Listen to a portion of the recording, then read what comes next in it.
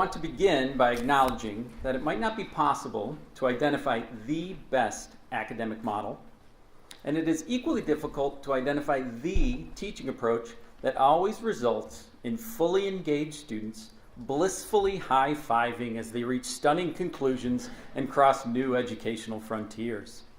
It would be great if there was a magic teaching formula, but students are individuals with unique talents and perspectives, as are teachers.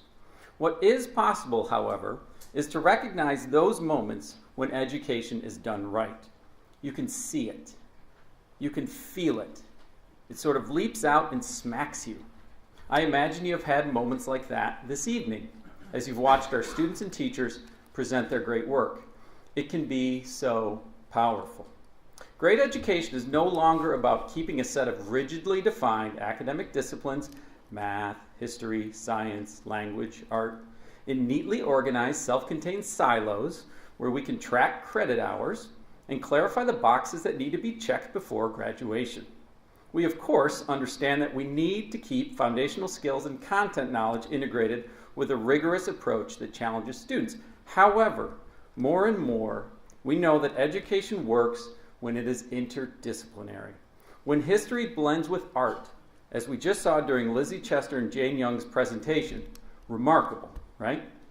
Education works when challenging math problems directly connect to real-world situations. It happens when you hang physics students duct taped to a bike from the ceiling. Okay, maybe that one went too far.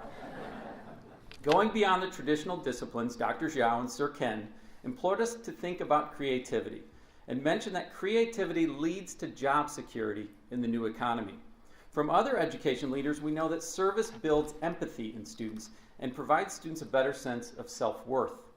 We know that when students find their voice and learn to use it and stop saying like all the time, they can be a formidable force in the world. We know that having a global awareness is no longer just a neat idea. It is now a necessity. Back in the day, I think 4th grade, as a part of my country fair project, I learned that Tunisia was in northern Africa and their main export was cotton. That was critical global awareness, taken directly from the glorious World Book Encyclopedia. Now it is just as likely that I could be interacting with someone from Tunisia in real time via Skype or FaceTime. And just for fun, yesterday morning, I decided to connect. And in less than 10 minutes, through a quick set of emails and then a FaceTime connection, I was given a tour of a private school in the capital city, Tunis, in Tunisia, and engaged in a nice little dialogue with some of the students there and the teachers. 10 minutes I was talking to Tunisia. We also know that the look and feel of the classroom has changed and continues to evolve, bringing new technologies and new approaches to our students. The old model of rigid classrooms and departmental silos is just not good enough for our students. It is with these ideas in mind that we've begun to shift how we view our academic structure in the upper school to place a greater emphasis on thought leadership in areas that we know are important, while beginning to blur the lines between departments. Starting this year, we have identified 6 thought leaders in the upper school and have leaned on our talented faculty to move our students in new and interesting directions. The thought leaders are charged with moving initiatives forward in the following areas: creativity and design, research, global connections, service learning, student voice, and innovative pedagogy. These areas of thought leadership will have a positive influence both inside and outside the classroom. Primarily by creating a resource and a source of new ideas to teachers, the thought leaders will help to enhance curriculum while influencing club and advisory activities.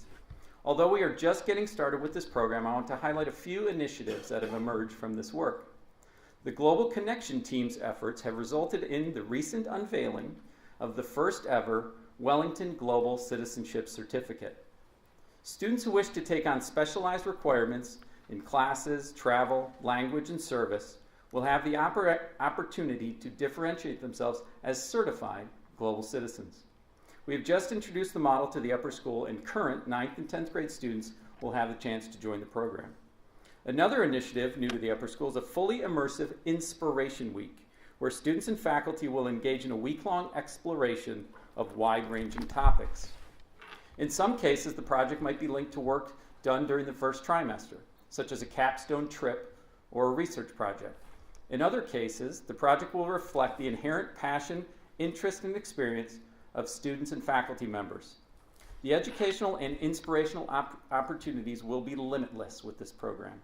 Inspiration Week will take place during the first week in November and should allow students to dive deeply into topics of their interest. As we saw with the ISR projects, our students can go beyond our foundational curriculum and grow in remarkable ways, expanding their learning and enriching our community. The Inspiration Week should harness and guide that energy. And finally, we can see the many elements of thought leadership coming together as we begin to advance the possibility of the Jaguar Academy, where students will gain an international experience, likely in Central or South America, focused around elements of jaguar conservation, a globally threatened species. Students will have the chance to grow in their understanding of cultures, conservation, service, creativity, and communication. It is a big dream, but one that is definitely reachable. It has been said that happiness occurs when you identify your passion and then make that your purpose. Our program should constantly strive to make that a reality for our students. Embracing an academic model that incorporates thought leadership in these important areas should bring us a few steps closer to that very important goal. Thank you.